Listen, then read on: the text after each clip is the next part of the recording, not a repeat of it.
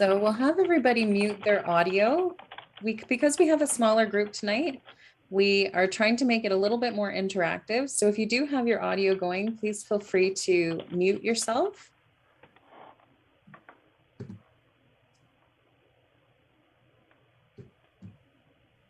It would be great if you turned your cameras on too, so we can make it a more interactive event.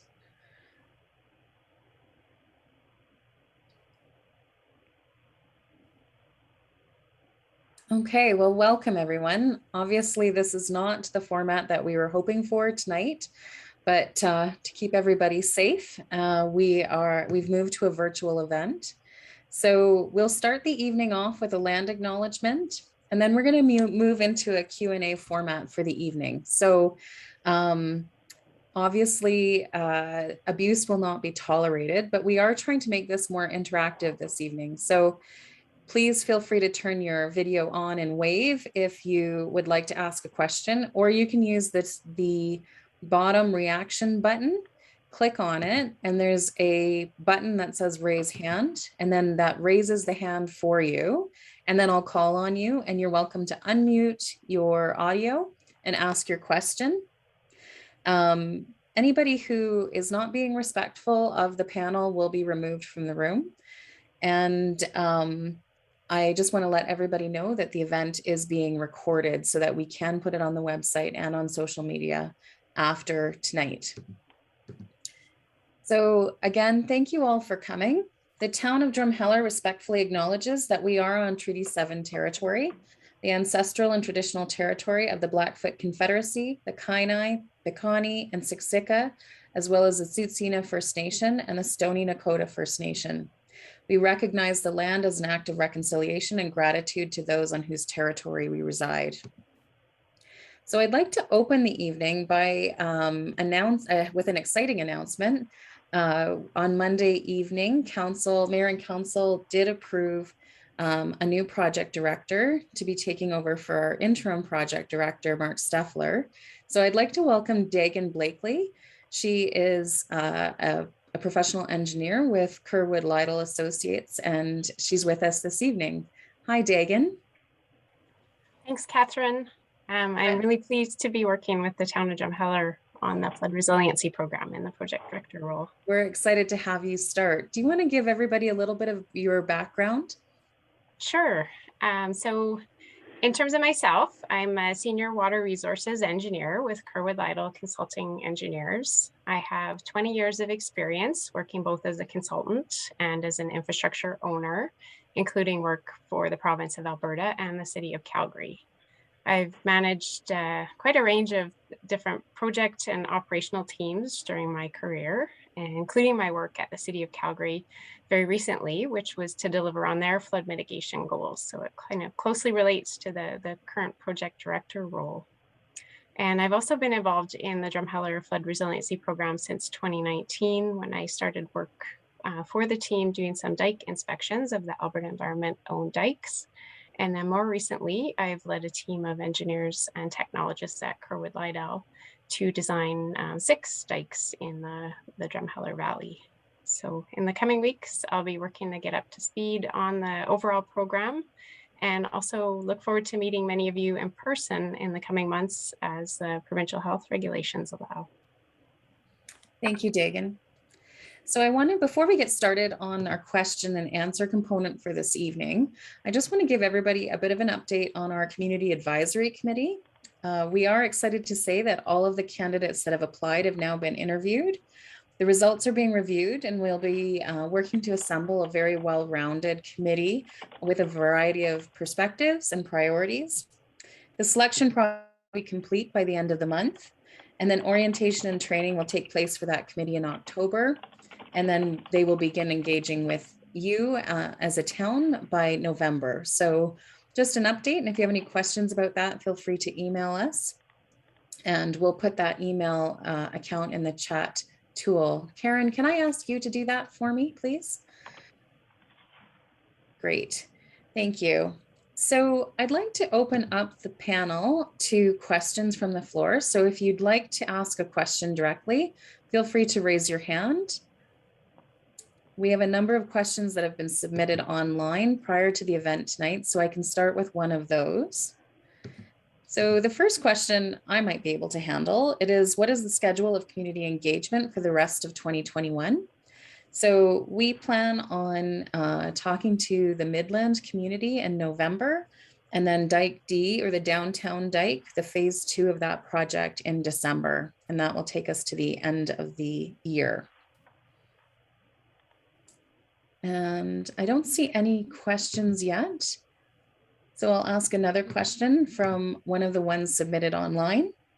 What were the results of the tree health assessment? Julia, would you like to address that question?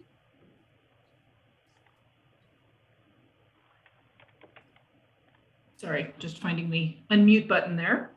Absolutely. So Rangeland Environmental performed a tree health assessment a few weeks ago along the proposed Dike D, so from Riverside Drive through Centennial Park. And the preliminary results are showing that about a third of the trees through that area would be considered poor or in very poor condition currently.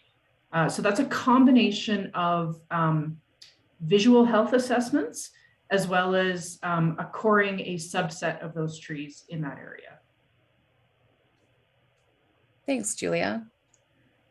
One of the other questions that we get quite frequently online is, where can I find links to resources like grant applications, strategy reports, wildlife surveys, the MDP, the land use bylaw information, flood mapping, and more? And I just want to remind everybody, on the current website, that is under the resources tab. And we are just moving that content over to the town website. That will be completed before the end of the year. And but all of that content will stay on the Drumheller Flood Readiness site in the meantime. And we have a question that has come up. What is the planned schedule for the land acquisition in East Cooley? One of our panelists like to start with that? Mark or Daryl? I can take that one. So East Cooley property acquisition isn't going to start until till 2022. It's not planned on 2023, sorry, because it's not planned until 2024 for construction. So it'll be the later part of 2022 and in 2023. Thank you. Daryl, do you want to talk a little bit about the municipal development plan and the land use bylaw?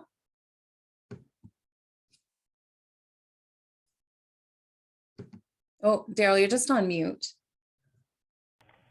Sorry, apparently I'm having technical problems.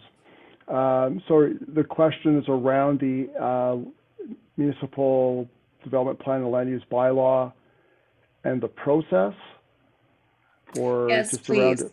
Okay. So everyone, it's one of those are two statutory documents that are required by all municipalities in the province of Alberta. Town of Drumheller has had one since sometime in the late 80s, if I recall. The last one we had was created in 2008. And they need to get updated about every 8 to 10 years. So we were a few years overdue for it, for ours. And basically the municipal development plan talks about the overarching view of how you want development to look in the next 20 years or so. So even though you update them every 10 years, you're really taking a long-range view about what you want to see your community look like in the next 20 years or so, because in a lot of cases, that's what's required, just from a development standpoint. So that's very much broad. It's around talking around where you would put developments, how you would allow your development to be created throughout the valley. And the land use bylaw is really the rules that govern what you're doing with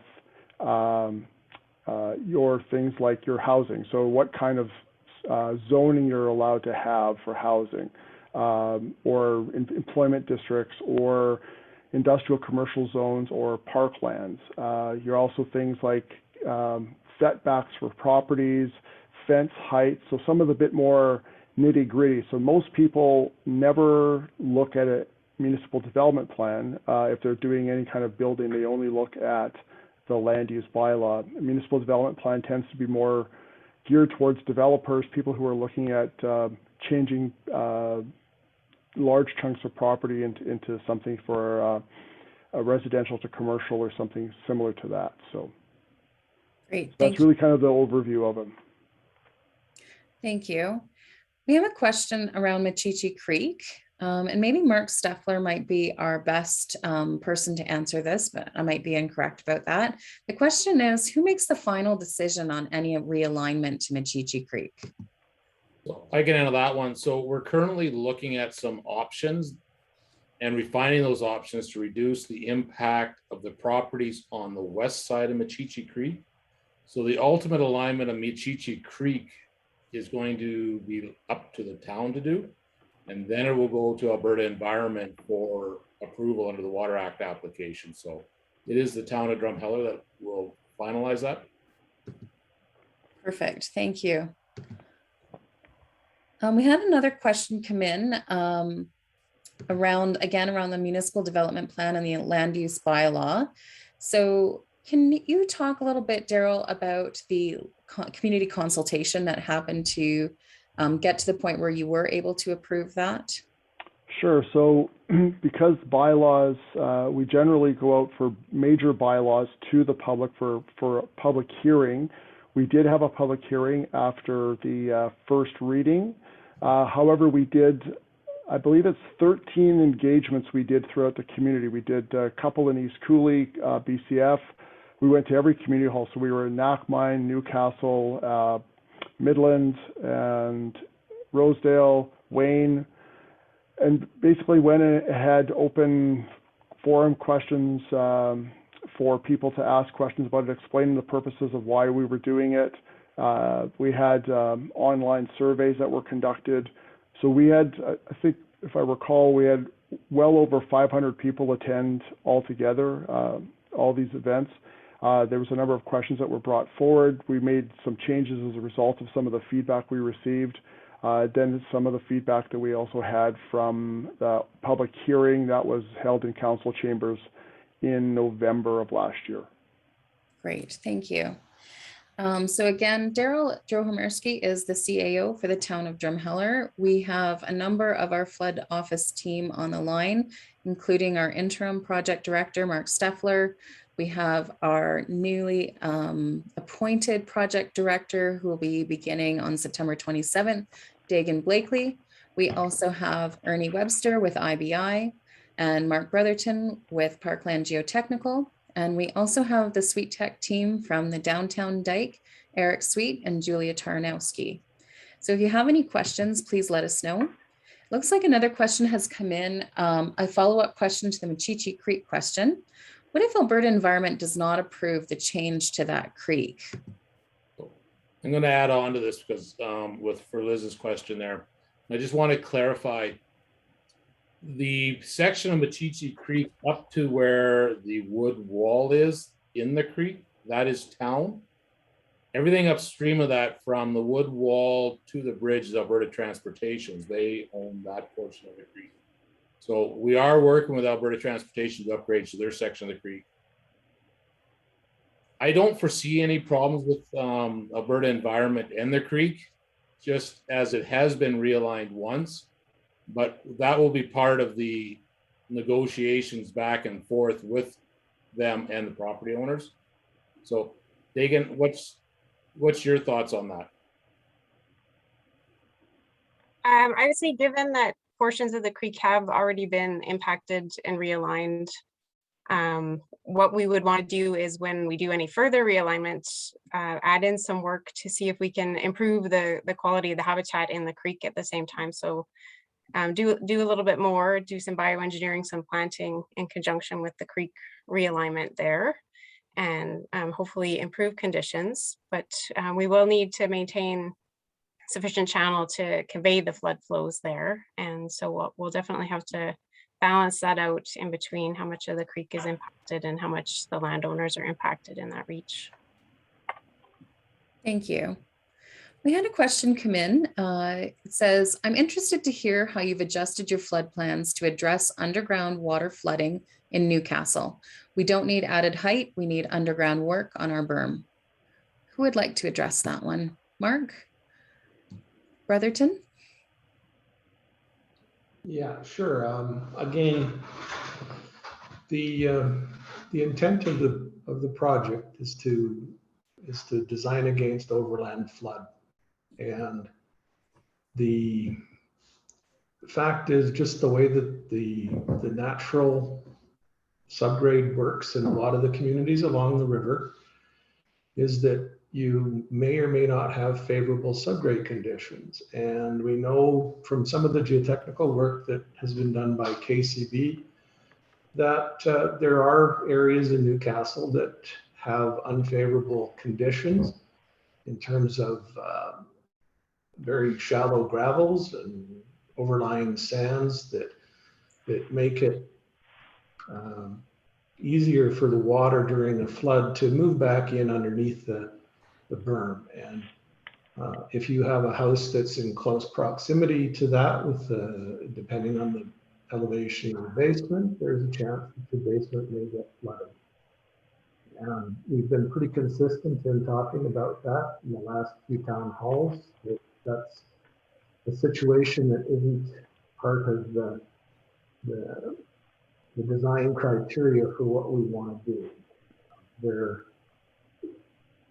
If we look at there are ways to deal with that, but the cure sometimes is worse than the problem itself, because if you try to do something like we've heard about with cutoff walls and whatnot underneath dikes, the problem is that you've got water being blocked two ways.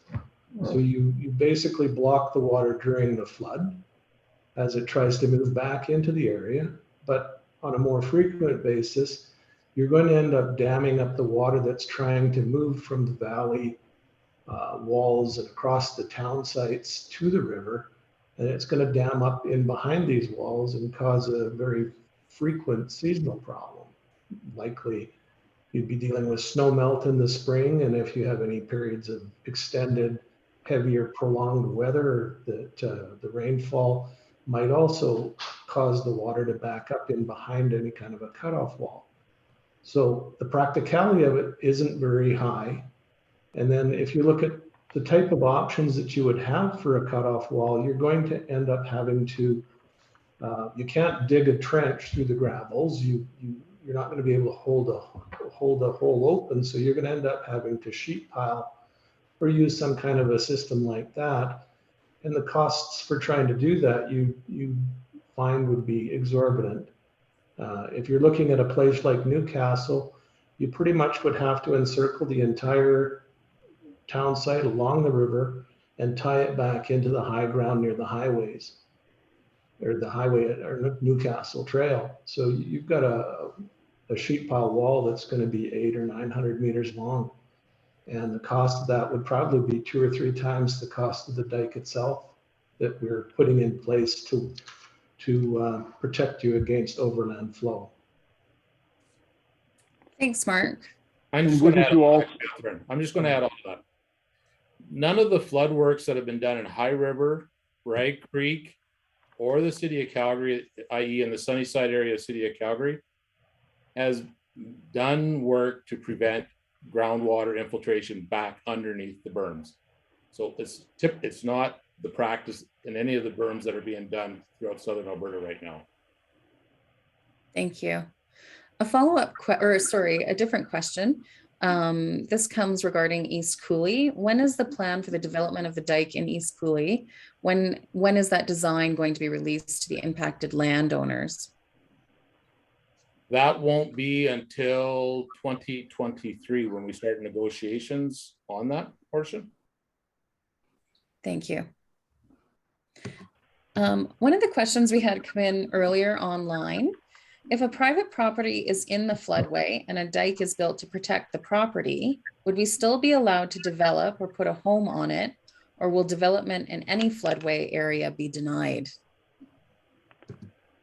So I can take that question, Catherine. I think that there's two separate questions there, if I'd say. So if a property is currently in the floodway and a dike is built to the proper elevation that is between the river and the property, so you've now created a protected zone where that property is in there, you would be allowed to develop. The province has actually made those changes to allow development in the protected zone, so you would be allowed to develop in those areas or add on to your property because it's considered protected. So the second part of that, the development on any floodway area that's unprotected, so if it's a floodway area and then there is no berm built around it or other flood mitigation measures, then no further development would be allowed on there. And that's no different than the 2008 land use bylaw, and I think the one from before that as well. So the province has been very clear about not wanting to allow buildings in the floodway, and it's been at least that way in Drumheller since, again, 2008. So. Thank you. Another question that's come in, is the flood office audited? So we had a audit, for 2020, the Ascend Financial out of Hannah did the audit for the flood office. So that tied into the town's audit, which was the auditor was RSM. So they had to work together to make sure that they understood what the numbers were. That was brought to council in July of this year. It was at a public council meeting. If anyone wants to go and see the video of it, they're welcome to go on the Town of Drumheller webpage to get to the agenda to do that.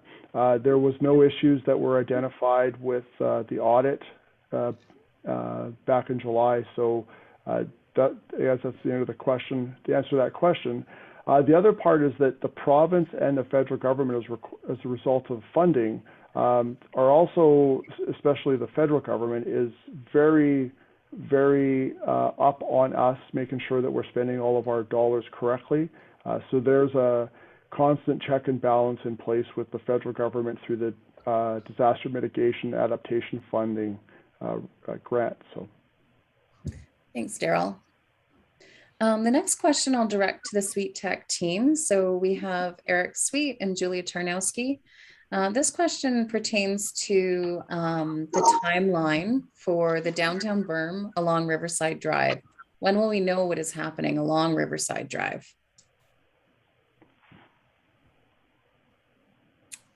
Eric or Julia? Eric, okay. Yeah, thanks. So we're currently evaluating a number of options and alternatives there along Riverside Drive in downtown. We're very space constrained in that location. So, some of and there's only, so much funding available for this Dike D, which goes through that area. So some of the options range from, to keep Riverside Drive open the way it's currently situated and fit the improved dike through there would require quite a long and high and expensive retaining wall. So a number of other options are being looked at and evaluated, and some of those include closing Riverside Drive or a partial closure of Riverside Drive to allow room for the berm. And so those are anticipated to be kind of evaluated and over the next couple of weeks, and then continue on working on the selected design so that we'd be ready to present that in, I believe you said December, Catherine? Right. And what's been communicated for a while now is that Dike D through Central Drumheller would be going to construction in the spring of next year. So to meet that timeline, need to determine exactly the design along Riverside Drive and all the areas. Perfect. Thank you. Thanks, Eric. So yes, we will be doing the community engagement for that area in December. Our next question came in regarding the removal of trees during migratory bird season. Julia, do you want to talk a little bit around how that process works and how you manage that tree removal and protect the wildlife habitat? Sure. So the Migratory Bird Act, or the Migratory Bird Act, prevents disruption of active bird nests. So it's not an actual prevention of cutting down trees. So during that period, for the Drumheller area, the period of highest potential for bird nesting would happen from about middle of April until the end of August. So what we would do is, as we start to approach that time period, if there are trees that need to be removed, we would have what are called bird and wildlife surveys that would be completed by qualified professionals, usually biologists, ecologists, or agrologists, who go out and look for bird nesting activity and active bird nests in the area. If an active bird nest is found, then the appropriate buffer would be put in place, and no construction activity would be able to happen within that buffer area until that bird nest is no longer active. Thanks, Julia. So just a reminder to the audience who we have on our panel tonight. We have Daryl Drohomersky, the CAO of the town of Drumheller. We have Mark Bretherton from Parkland Geotechnical, our geotechnical engineer. We have our current interim project director, Mark Steffler, our incoming project director as of September 27th, Dagan Blakely. We also have our Sweet Tech team who are managing the downtown or Dyke D berm, and that's Eric Sweet and Julia Tarnowski. And we also have Ernie Webster with us this evening, who is from IBI Landscape Architects. One of the questions that continuously comes in is around funding and concern around funding for this project.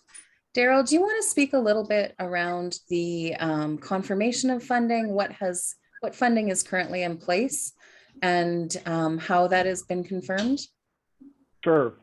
So there's 4 sources of funding from 3 different parties. So Town of Drumheller was granted ACRP, or Alberta Community Resiliency Program funding for the downtown and Newcastle Midland dikes in 2018.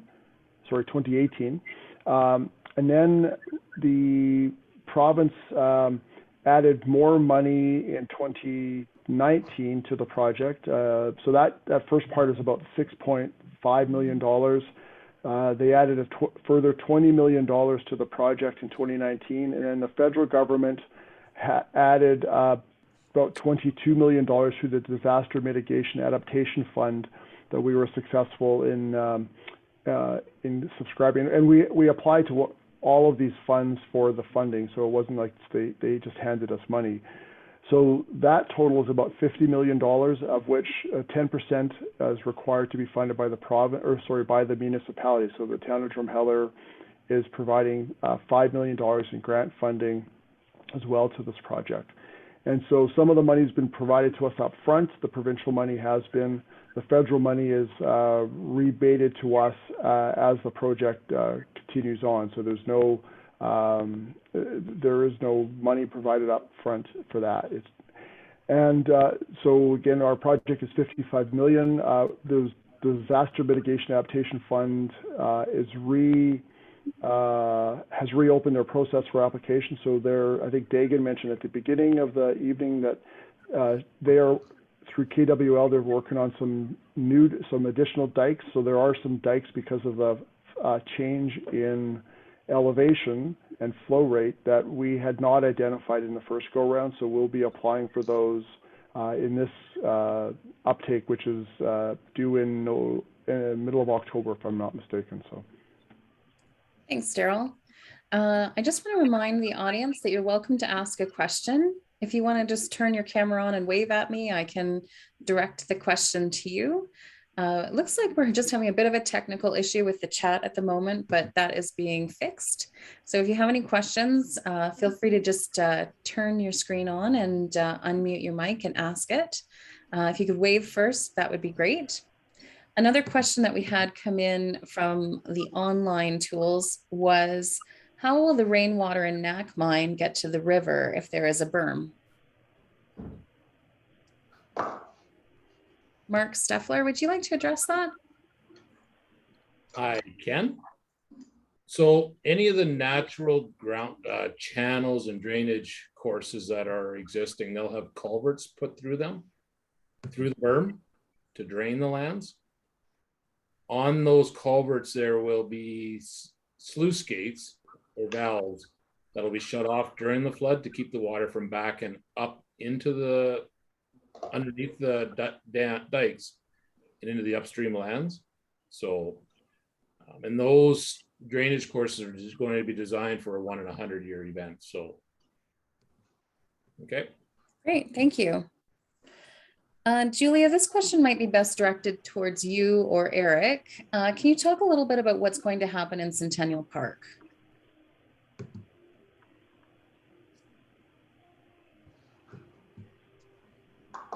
Thanks, Catherine.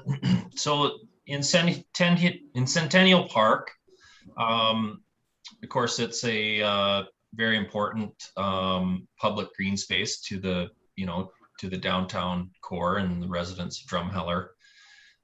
There is an existing dike that winds through there right now, kind of on the south side of the park, but on the north side of the publicly owned buildings. And so through there, the dike to protect for the current design needs to be raised and widened, raised about a meter and but widened, more significantly than that. And so the plan is to,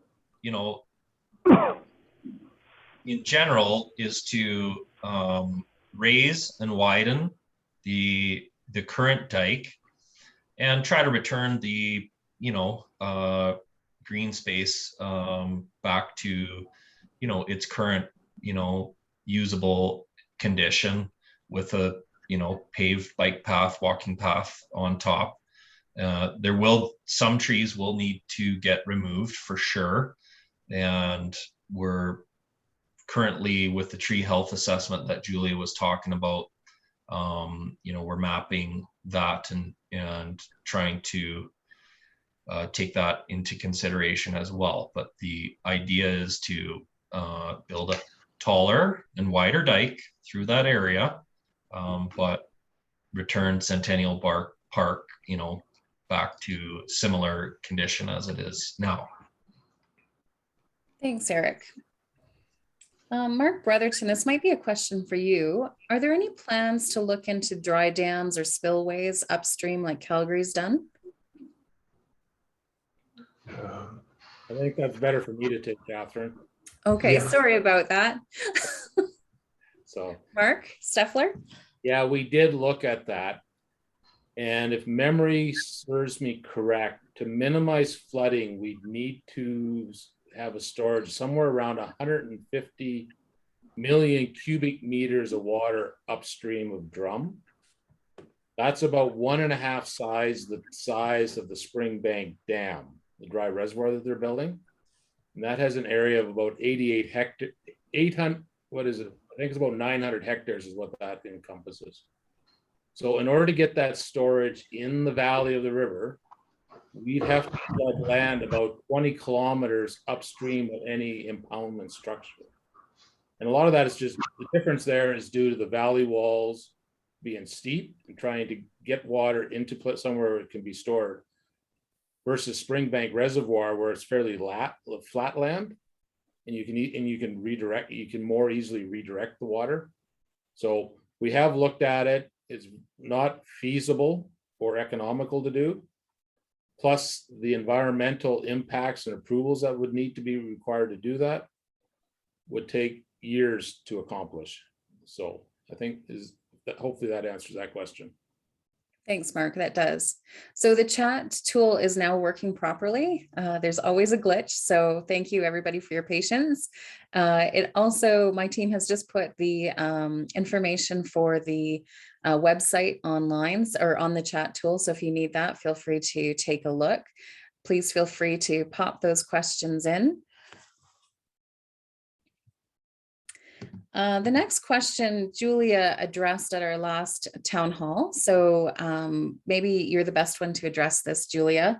Why can the berms not have trees on them? Okay, so basically trees that grow within the dike, the root system penetrates the dike.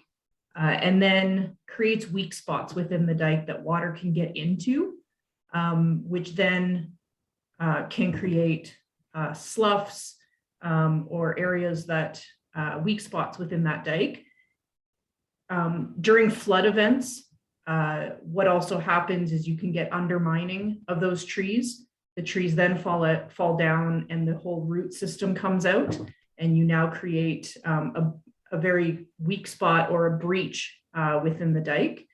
So dikes are not considered appropriate, or sorry, trees are not considered appropriate within dikes and dams. Grass and small shrubs can be planted within dikes, but not trees.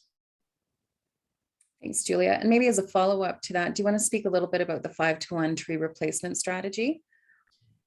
Sure.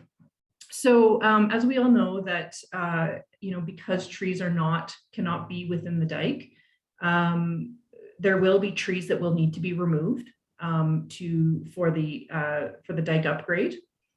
So the town has committed to a 5-to-1 replacement strategy, which means it will be a combination of trees and shrubs to replace each tree that is removed for the dike.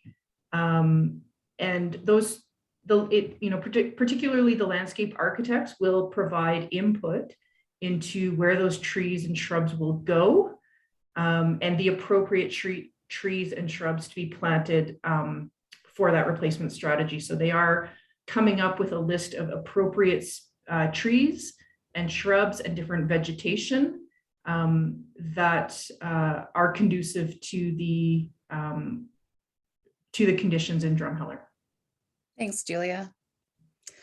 Our next question comes in around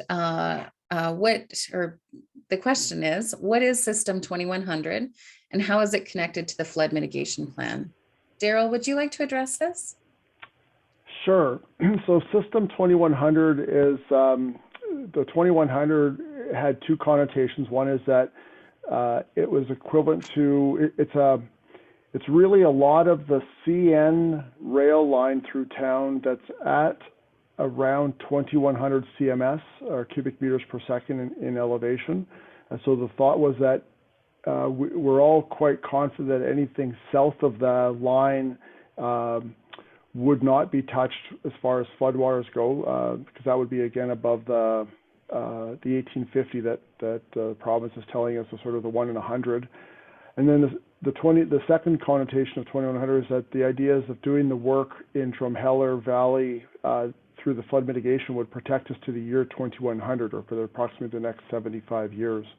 So really those are the two, and that's how it's tied to the flood mitigation plan. Thanks, Daryl. Another question that we've had come up a number of times is around the money for this project. There's been a rumor that's been going around. We see it on social media that the money will be running out on this project. Can you address this for us and talk a little bit about that? I know you've addressed the funding so far, but maybe do you want to talk about the consistency or sustainability of the project? Sure. So I think one of the things to remember with the project is that, so we will be spending money. We are spending money. I think for these projects, you spend an awful lot of resources and money and time up front with things that are unsexy for the project. So design work, environmental approvals, a lot of the preparatory work before you actually go out and construct a berm or do any of that work there. And then and it's almost like a little bit of a big bump at the middle or at the beginning of the project. And then you'll start to see it taper off because we won't be doing detailed design for 5 or 6 berms 2 years from now. That'll all be completed. And you'll start to see more money being spent on the actual berms. So the expectation is that we will see the project, the goal is to be able to spend every nickel of the provincial and federal money that we can, because if we don't do it, we have to turn it back to them. So our goal is to be able to do that. Will the project run out of money before that? The expectation is that we're going to be able to complete the works we're doing to the best ability. We may not be able to put all of the finishing touches on it, like things like benches or some of those pieces on there, but we will be able to complete the work that will protect the community for sure. Thanks, Daryl. Marty, you've had your hand up. Thanks for being patient. Do you want to unmute your mic and ask that question? Sure. Hi, everyone. Thanks for your time tonight. My name is Marty Waymark. I live in Newcastle on Newcastle Road, and our house sits on the existing 1 in 100 year berm. Sandra and my wife live here. We bought our property in 1990. And the river then was never a worry, and really for me it still isn't. But the worry that we have now is our property value, privacy, and the trees behind us. So the comments and the questions that I have are specific to our property here in Newcastle. I would like to know, with the existing berm height right now, 1440, how much higher vertical will the new berm be? Who would like to address that question?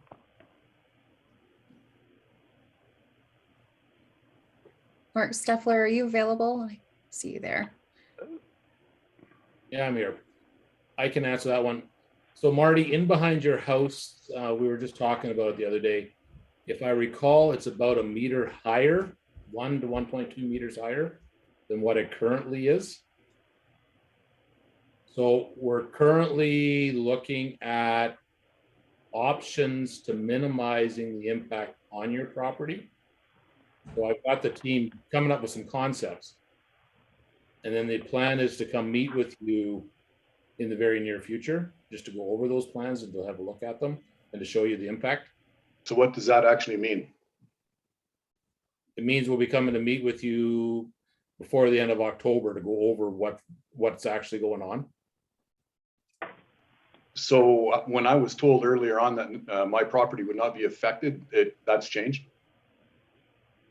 There is berm in behind your property. Yes. And there is going to be some construction and berms built in behind your property, so there will be some impact. Okay, like I say, the concern of ours is of course, the height, the privacy, and the trees. So if I've kind of figured this out right, I'm thinking that approximately, I don't know where the new berm is going to go, if you're going to take down some of my fence, build in some of my backyard, or what you're planning on doing, but I'm thinking it's probably going to at least go out 60 feet. So my concern is from 12th Street east to the Newcastle beach, there's going to be well over 100 cotton trees cut down. That's going to make Shoemaker's Corner look like a walk in the park. And I'm not really, I don't care about the 5 for 1 or the 1 for 5 or whatever it is, but I can't really understand why there would be the continued love affair with an earthen berm when there's got to be something different out there that would lessen the footprint where there's homes. I personally am appalled that would think that there was going to be another 100 to 200 trees cut down in our town. I don't know if you want to address that one further, Daryl, or So I know Marty because I'm your neighbor. Yeah, oh yeah. And yeah, that's right. So I live about 4 doors down from you. So the berm is going on the north side of our existing berm, so it's not touching. It's not going into any of those properties. It's going on the north side. There will be trees impacted. There will be trees impacted wherever we're building some of these berms. Unfortunately, I think that one of the things that Julia's group has done some health impact assessments of the trees in there, and I can tell you that stuff around my house, there's some great old trees that are rotten from 6 inches in. So they're probably, yep, they look great, but they're not healthy trees at all. And I think the goal is to be able to protect the community first of all, and then look at and how do we replace it with trees that are going to last for another 25 or 30 years. And it's unfortunate, but yes, we are going to lose some trees in there. There's no question. Well, some more than some, Daryl, because those trees, I understand the coring and everything, but those trees, they have leaves on them, so they are alive, and those trees for the 115 feet from my property to the river, those trees are really essentially is what's keeping the earth in place to keep the river in its current channel. And I don't understand why there hasn't been an alternative to the berm. Well, I think it just blows me away, to be honest with you. Well, I think one of the challenges, and I believe that Eric talked about it for downtown. So if there's a wall constructed, a retaining wall style berm, one of the big impact of it is that if there's a berm that's protecting those homes on Newcastle Road, that's probably the same cost as doing 2 or 3 times earth berms, right? And so I think that's where we're trying to do is we didn't have unlimited money to do this project. We had the right amount of money to do this project. And until recently, the federal government wasn't allowing concrete walls, period, for structures for flood mitigation. They weren't funding any of it. So we've managed to get them off that a little bit, but the cost of a concrete wall is at least 3 times the cost of earth dike. So that's our challenge, is that we're trying to do the best we can with the money we have, but and the money we have is buying dirt berms. Yeah, I understand that, but I look at places like Calgary and Red Deer, all along Glenmore Trail there in Calgary. You see beautiful walls. You don't even notice them. You don't even know they're there. So that's all I'm saying is, cut down 50 trees instead of 200 or 20 trees or whatever it takes, right? But anyways, we'll get past the trees. The other thing I don't understand. I went to the one open house at the facility, and I'm not sure. I can't remember the exact term. I call it the fudge factor, but the 0.75 centimeter fudge factor on the top of the height. I'm not sure I understand on something like that I call it, say, splashing on the sides, when really I don't understand why you would have to increase the height that high when what you're trying to contain, like the berm, is running parallel to what you're trying to contain. In 2005, the water come up 1,440. That's what I call it. I don't know what the exact numbers are, but it come up to 1,440, and the flow of the river in 2005, it stays within the channel. The water pools this way, so there is really no essentially any lapping or splashing parallel to the river, right? So I'm not sure why the increase in height there. I could take on the question of freeboard. So, and thanks for your questions, Marty, and the thought you're putting into it. So I think it's a really good question. Hey, why do we got to add another 0.75 meter freeboard, or you called it fudge factor, right? Well, yeah, I couldn't remember the term. Yeah. Okay. So, it's currently right now the, design standard, I would say, for engineered earth fill structures that are meant to be water retaining structures. Okay. So the design standards in BC and Alberta require freeboard, and they're typically in the range of 0.5 to 1.0 meters. And it's not just for, I'm thinking this isn't an area of the berm where we're working in, but just the way you've described it, I would think that it might be a wider section of the river. So the water in that, when it's flooding in that area, it could be calmer if it was a wider section and whatnot. In a more constricted area, you can get super elevation across the water where it's going around a turn, and it'll be higher on one side and lower on the inside. There's also, during floods, you have sometimes you have all kinds of debris that's coming down as well. It could be ice, could be trees. And when you're modeling flood flows and the exact elevation that the water is going to be at, it's hard to account for all of these factors. The freeboard also accounts for, when we survey the ground, it's not perfect. There's some error associated with survey. In addition, when it gets constructed, these earth fill berms, over the years, you will get some settlement, of the earth fill, and depending on the foundation material. So in some areas it settles a bit more, some areas a bit less. Some area where the berm has had to be higher, in other areas the berm's lower. So you get these differential settlements, and it's all these different factors. So then we have these engineering standards that says, hey, if you're going to be designing an earth fill structure that's water retaining, like a dam or a dike, you shall have an appropriate freeboard allowance to account for this variability and precision that can't be figured out down to the millimeter. So that becomes the standard for Drumheller. We thought about that and thought it was appropriate to pick something in the middle. So we didn't go on the high end. We didn't pick, 1 meter wasn't selected. So the appropriate freeboard was determined to be 0.75. I think I'll continue to use my term the fudge factor. Okay.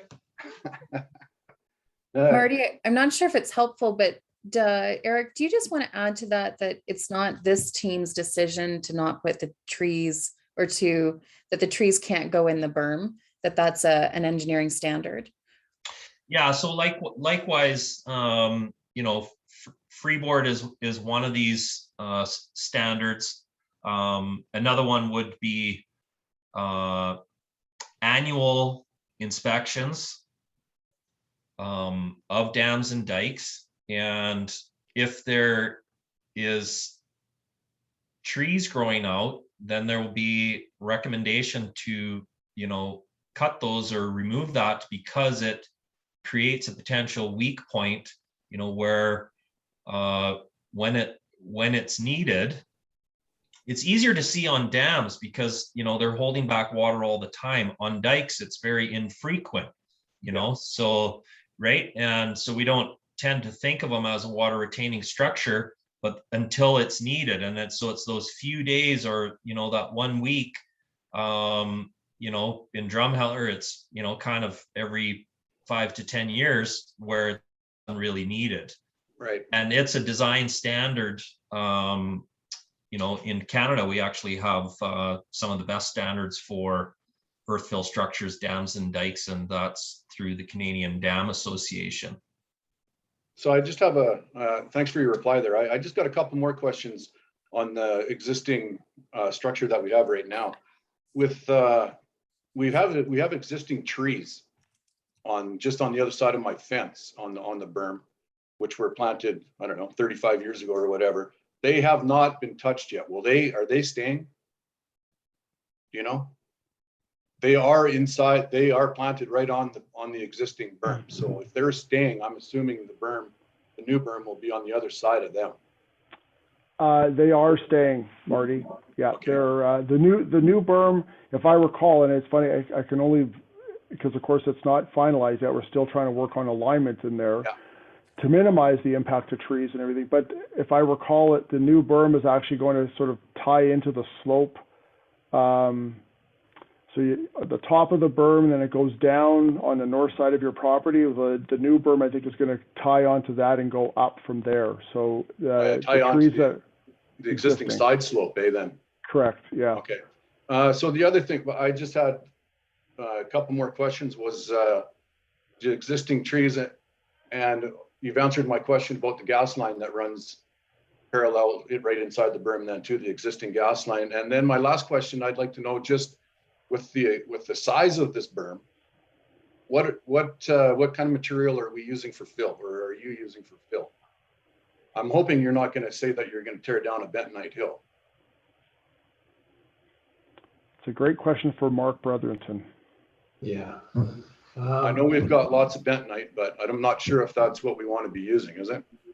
No. Bentonite is a high plastic clay, and it's typically a high percentage of clay. So what we're trying to find right now is either sources of overburden material or bedrock that's got a little bit better grain size profile to it and less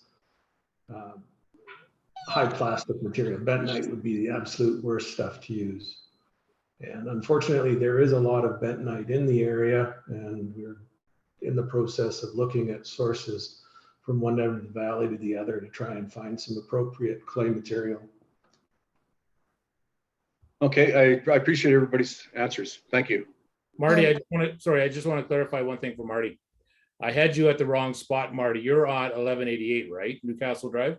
That's right. Yeah, I had you over on Riverside Avenue. There's 4 properties over there, which we're going to be talking to in the next little while. We won't be needing any of your property for the berm. Okay. I just wanted to clarify that because I had you confused with somebody else.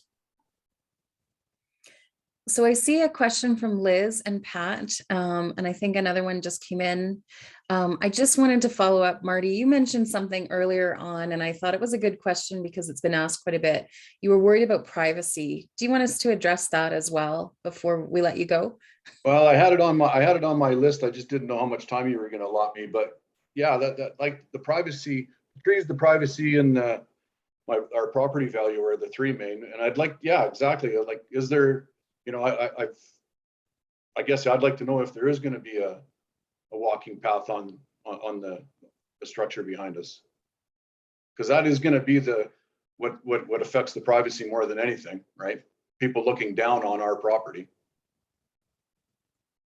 And I think, if I recall, Marty, from that area, so one of the things that we had said, I'd said that at the first open house or first public forum, was that if we have berms that have trails on them already, then we would look to replace them. So that would be downtown, right? So that's Dike D, that's the stuff that Julie and Eric are doing. The dike behind your house, our houses, right? There is no berm. The berm does not have a trail on top of it. There's kind of a gravel path at the toe of it. At the base, yeah. Yeah, so if I recall looking at some, and Ernie might be able to answer this, I don't recall any trails on top of those berms in Newcastle. Well, that would make us happy. I think if I recall, I think it was going to tie in sort of on the north side of that into that little nature trail area and kind of go back there. But again, that's something that has nothing to do with the project, really. So. Okay, thank you. Thanks, Marty. Liz, thank you so much for your patience. So your question is, what is the current timeline for the proposed dike plans to be released? So I can just reiterate till the end of the year to 2022. In November, we will be talking to the Midland community. And in December, we'll be doing the downtown phase 2 of Dike D.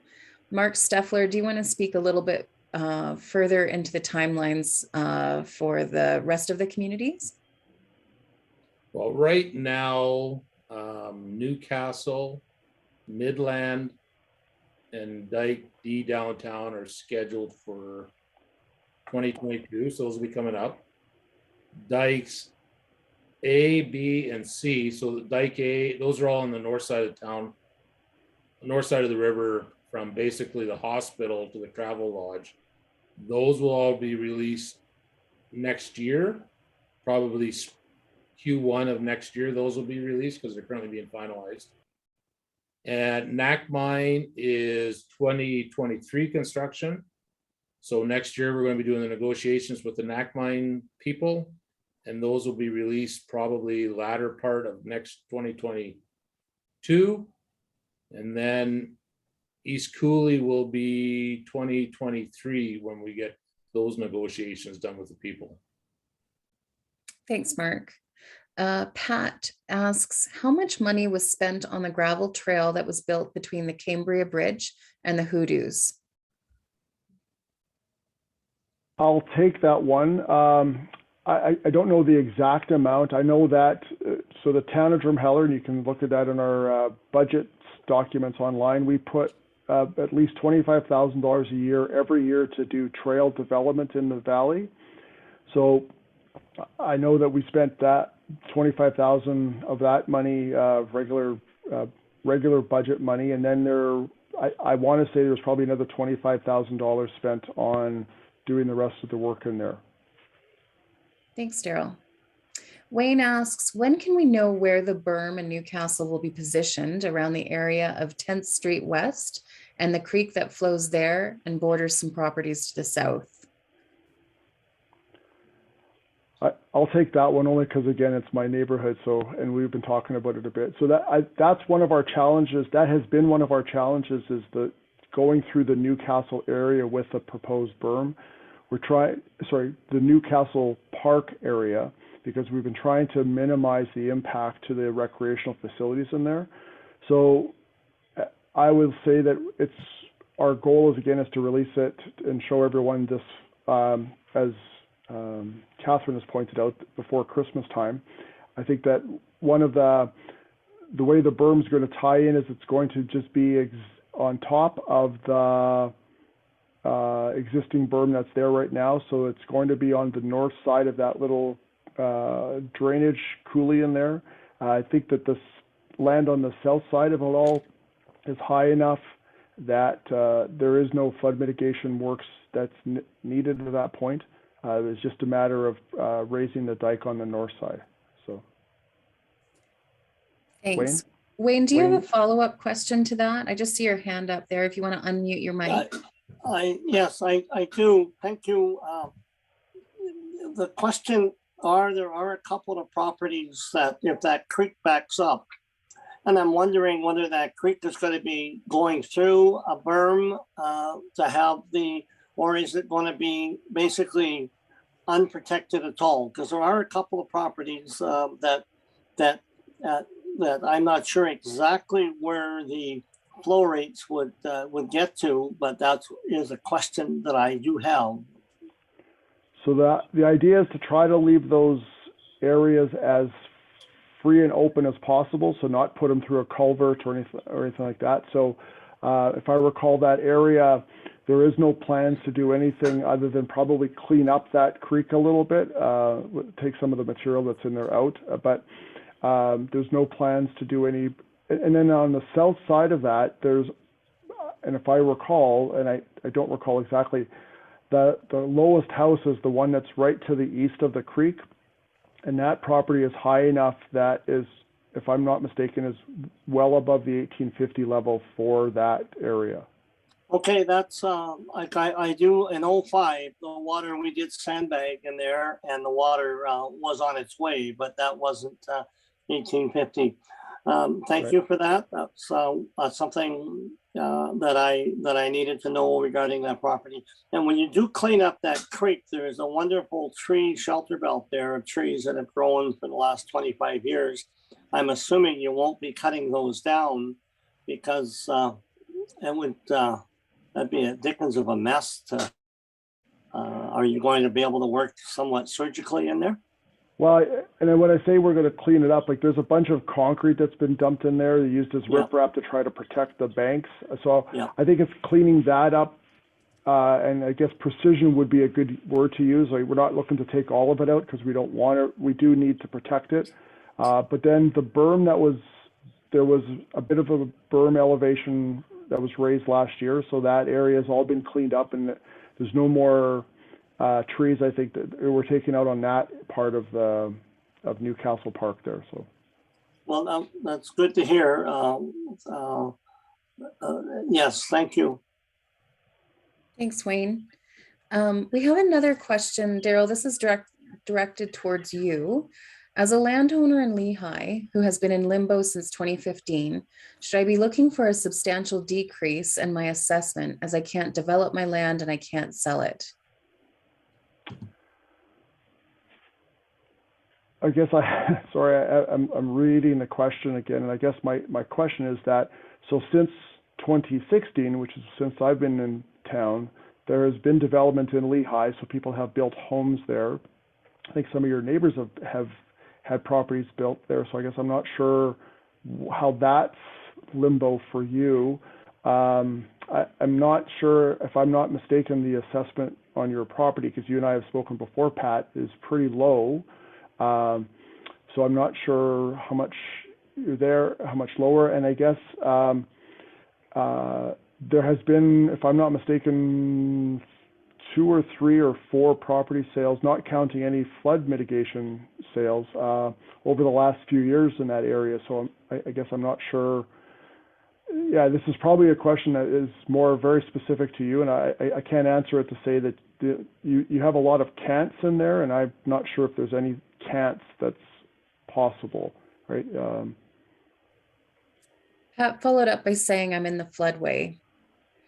Just want to make sure. Again, as are other people in there who have developed their lands and or sold their properties in that same time frame. Pat, would you like to clarify that question or turn your camera on and ask directly?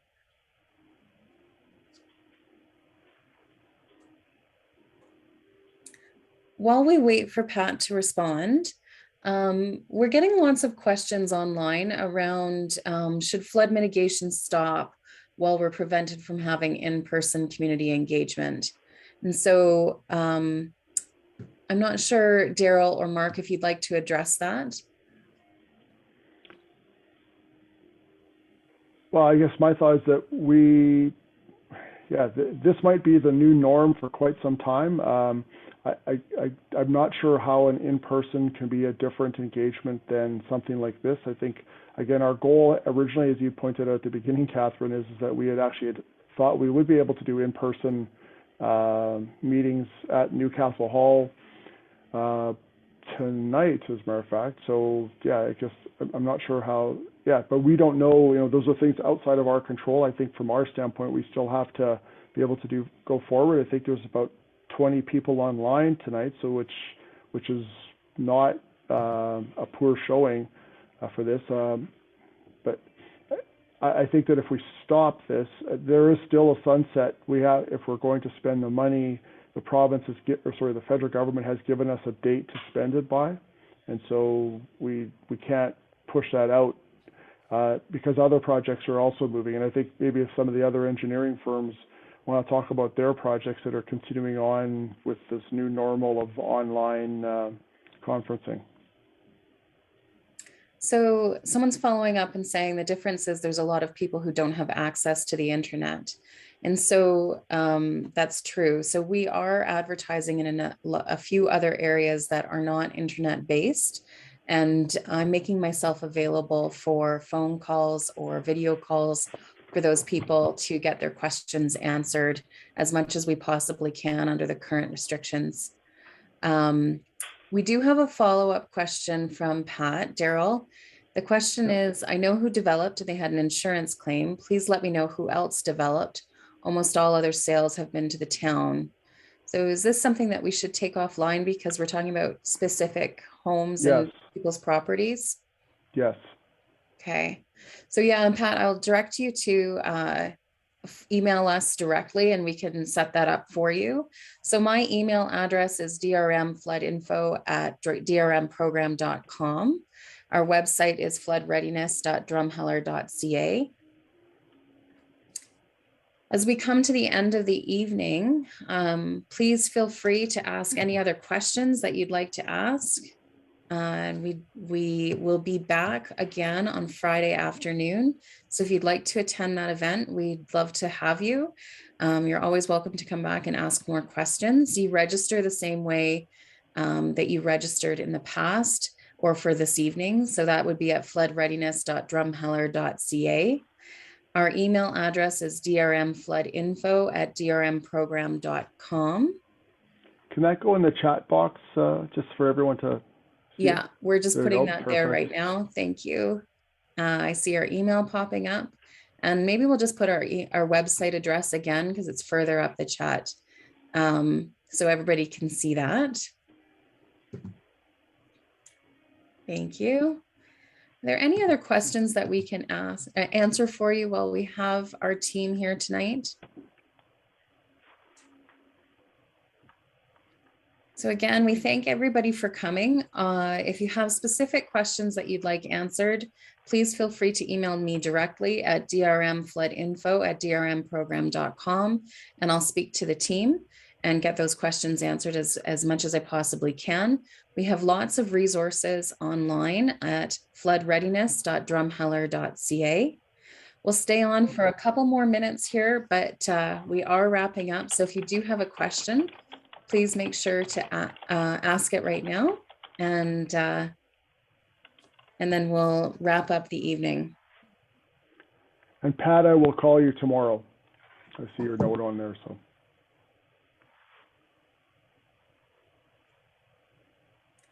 So we have an individual asking for confirmation that there is not a berm going behind their house. I'm not sure if we want to do that privately or publicly. Daryl, I think you can see that one there. Yeah. So again, I think this is the east end of the homes on Newcastle. So the idea, and this is something that Eric usually loves to talk about, so he didn't get a chance to tonight, but just we're trying to straighten out these berms so that there's not so many sharp kinks, so it makes it easier to be adaptable. And so this is one of those areas where to tie into the existing dikes, we're actually going a little bit further away from the homes at the east end than they are at the west end of Newcastle Road. So the Newcastle Road, for most of it, will touch the existing dikes, except probably the last couple homes on the east end, it'll start to veer away to tie into the existing dike that's bit closer to the river. Thanks, Daryl. So we have checked our email inbox and there's nothing there for further questions, and I don't see any further questions in our chat tool. So thank you everybody for attending this evening. Again, feel free to email me at any time at drmfloodinfo@drmprogram.com. I'd like to thank the flood team for being here tonight, and certainly Daryl from the town and mayor and council members that were able to attend. Thank you for coming. And we look forward to seeing you all again in person very soon. So thank you, and we'll talk soon. Have a good evening, everybody.